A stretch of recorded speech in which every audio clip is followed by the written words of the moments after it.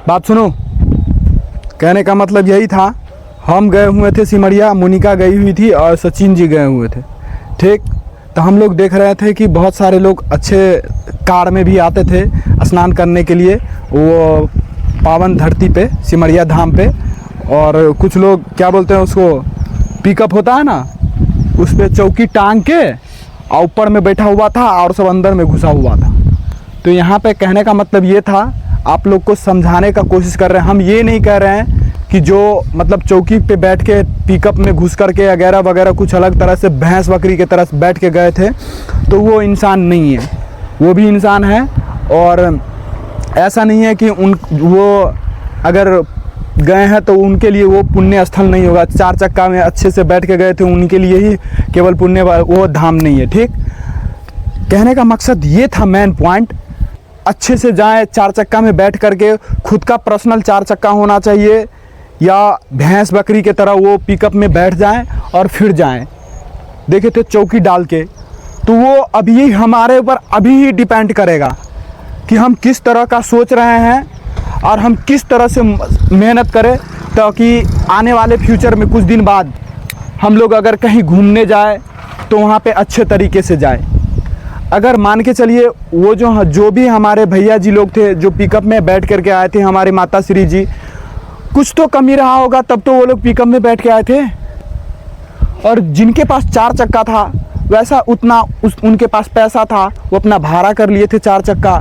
किसी के पास खुद का पैसा रहा होगा तो वो लोग अपना पेट्रोल भराए होंगे, चल दिए होंगे और अच्छे से खाए पिए होंगे। और जो लोग वो जो पिकअप में बैठे हुए थे, देखे थे जलावन भी ले जा रहे थे, जलावन से जलाना वगैरह वगैरह, खुद से खाना बनाना। तो हम ये नहीं कह रहे कि वो ख़राब है, वो भी ठीक है, लेकिन अगर उनके पास भी पैसा रहता तो अच्छे से जाते, फिर किसी होटल में खाना वाना खाते। क्या ज़रूरत था उतना ताम झाम करने का, अच्छे कपड़े से पहनते, अच्छे तरह से रहते। लेकिन अच्छा कपड़ा, अच्छा ये वो डिपेंड नहीं करता है, हमारा सोच अच्छा होना चाहिए। ठीक, तो हम यही कहना चाहेंगे आप लोग को भी, और आप लोग को भी, अगर अभी अच्छे से मेहनत नहीं कीजिएगा तो इसी तरह से आप लोग को जाना पड़ेगा कि गर्मी झेलना होगा वगैरह वगैरह। अजीब तरह से रहिएगा गाड़ी में बैठ करके, और थोड़ा झेल लीजिएगा, कुछ अलग तरह से मेहनत कर लीजिएगा तो आराम से एसी वाले गाड़ी में जाके जाइएगा कहीं कहीं घूमने के लिए।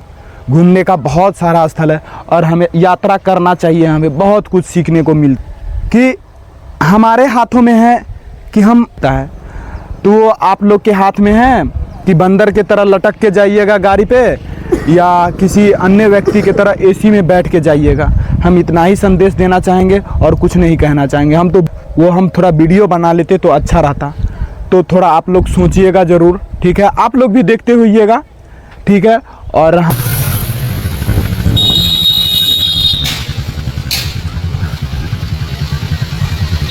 हम उन जो मैजिक में वगैरह वगैरह में कुर्सी डाल के, क्या डाल के, वो डाल के गए हैं, उनसे हम बहुत कुछ सीखे हैं, काफ़ी प्रेरित हुए हैं कि हम अपने लक्ष्य के प्रति अपने लाइफ में कुछ अच्छे से कुछ काम करें, जिससे हम भी कुछ अलग तरह से रहें। तो आप लोग भी इस तरह से सोचिएगा तो जल्दी कुछ कर पाइएगा।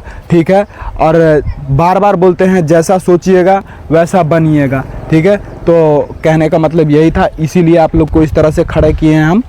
तो बाकी आप लोग अपना सोच लीजिएगा, जब तक सोचिएगा नहीं तब तक कुछ नहीं होने वाला। सोच से ही महान बनते हैं। देखे थे कोई अपने भाग्यश्री जी को लेके आए हुए थे, कोई अपने भाई को लेके आए थे, कोई बहन को लेके आए थे।